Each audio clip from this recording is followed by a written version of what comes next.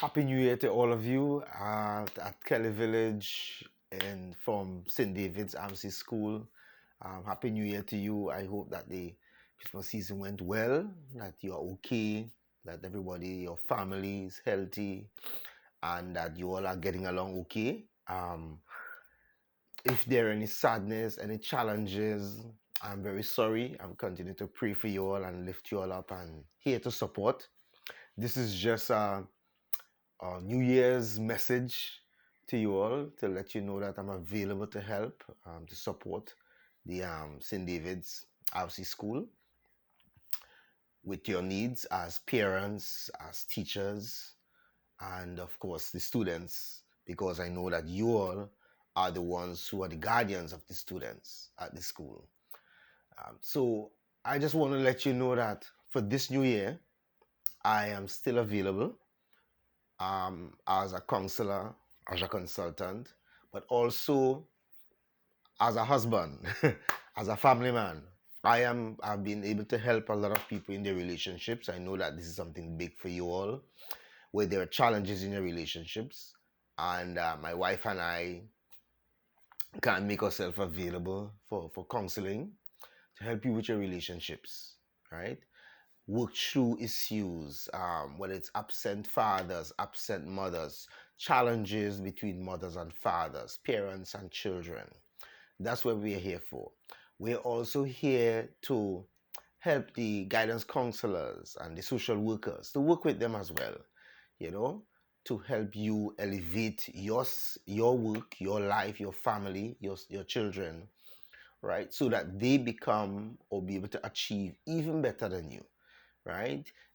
In the present circumstances that we're living in and what's coming is very challenging, and therefore we cannot operate the same way we used to.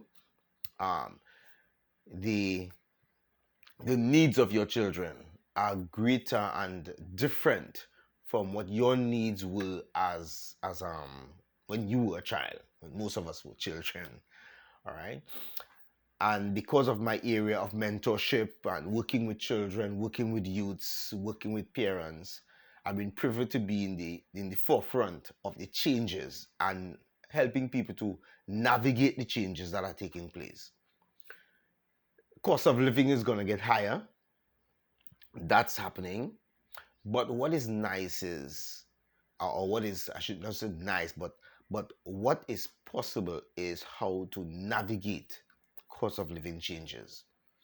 One of the big things I remember people talking about is being a single parent and not able to take care of a family. I'm alone and that sort of thing. And it's really, really challenging. But there are people who are succeeding, who are able to do something about it.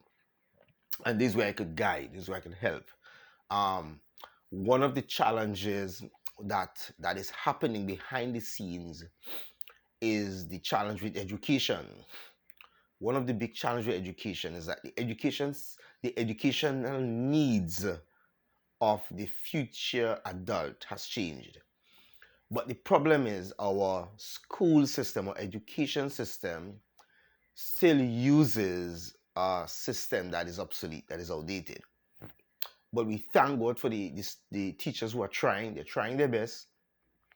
And as a teacher, if you want to prepare your students for the future, there are some changes you might need to make in the way you teach, in how you operate, how you interact.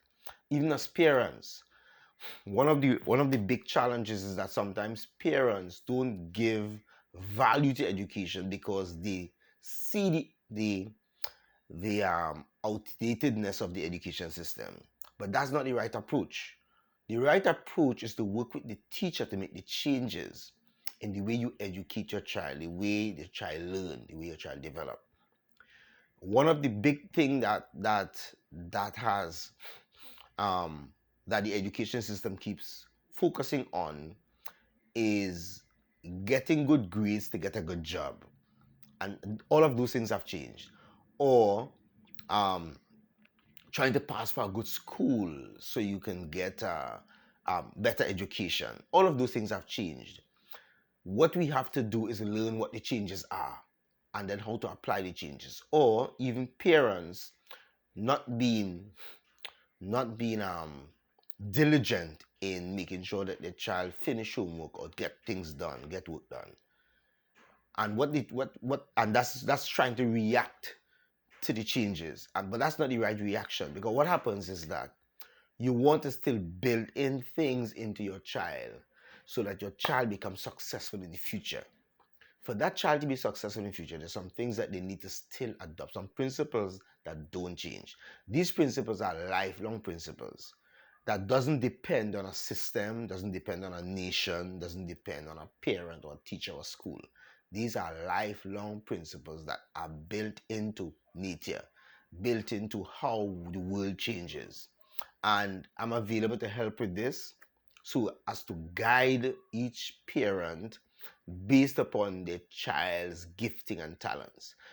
Because of my area of development of um, personal development for youths, God has gifted me with the ability to be able to pinpoint youths' talents and gifts, and then how to then strategize a path for the child. So the child adopts the right education strategy for them to propel them to be successful in the future world of work, not the present world of work, the future world of work, what is coming. All right. One of the challenges that we're having in our Caribbean countries, and that's because of my interactions with others in the Caribbean and traveling and being there with them, is that they wait until the first world countries or the developed countries um, test something, prove it, and then 10 years after, 15 years, 20 years after, pass it on to them. And in this present age, it's too late. So, what I am doing is that I am receiving the updates as to the changes and then be able to show students, show schools, show parents what to do. I'm actually trying to interact right now with two international schools who are in the forefront of these developments to see how we could do a partnership with those schools and St. David's Primary School. That is to create the innovators of the future, the people who will be ready for the changes that are taking place when these students become adults. Um, the whole idea of a scholarship or a first class honors is not a big thing anymore if you don't have certain fundamental adjustments in your work ethic, your mentality, your vision, your perspective, right? A lot of companies no longer go for people who are first class honors because they've realized that they can't really be of value to the companies. That has been happening because of my life, my work at University of West Indies for 20 years. I'm privy to that information, right? That a lot of companies have been complaining about first class honor students who cannot really fit into creating value for the companies. So they have to sometimes ship out, and then even when they ship out, what they get is not at that level that they think that they're supposed to get in terms of employment and so forth. So so we want to be able to harness also the talents and the gifts of the students to direct it in the right way, because a lot of our children are very talented, very gifted, but how do you direct it? How do you channel it correctly? Yes, we might not have a big sports team and all of that. I know that Kelly Village was a big sporting championship community, right? We may not have that, but that's okay. The talents and the gifts are still there. How do you channel it? Channel these gifts and talents to create, to produce at a higher level, right? Where employment is not a problem, even with the cost of living changing, or self-employment or business creation or invention or innovation is not an issue. How do you do it? And that's the kind of thing that we can do as a school as well. So those things are available. I am presently learning how to build AI systems, and that's something that's coming as well. That's a value for the future. How to build AI systems. Yes, there are a lot of questions about that, and I'm going to do. I have a company that's going to interview me in relation to this and how AI affects employment. You can look out for that. That is coming. There's some good and some bad. and I'm going to give you all the information. I've been studying it last year, but now I'm actually learning how to build the systems. So let's work together. Let's work together. Family life, very, very powerful, very primary in developing Kelly Village, in developing the students and the youths. Very, very powerful influence on that. So let me help you with your family life challenges, making those decisions, ironing out or mending relationships between mothers and fathers, between parents and child. Let's work that together, right? And of course, let's do it in a way where the home not just becomes peaceful, but also becomes progressive. Because you can have a peaceful home, but not going anywhere. Right? Everybody's okay, everybody's now discuss their problems and their challenges, but it's not set for progress to deal with the inflation issue that we have that's happening in the world, right? But which is not really an inflation, it's just a shifting of markets or shifting of income. So all those things we're going to help with. People having challenges with their job, um, taking advantage of, if somebody's taking advantage of you in the job, immediate gratification, trying to get from you so that they can have their own pleasure, so they can give you a cut and things like that happening. But there are other ways to do it. There are other things that can be done. um, Fathers and mothers sometimes are working, or single mother working hard, and therefore you don't get to spend time with the children because you have to work hard because of your employment. And those things can change. You have single mothers now who can work up to 4 hours a week. That's how big things are now. You could work up to 4 hours a week, two, three children, and still be able to earn enough to take care of them, right? There are things that can be done around the world, right where you are, in your home, right where you are. You can produce quality results, quality solutions where people hire you, or where you work and where you actually earn income from right where you are. Making adjustments in your employment, in your studies. Some people are looking to go and study, but the way they're thinking about the studies or what they're going to study is obsolete. It doesn't help.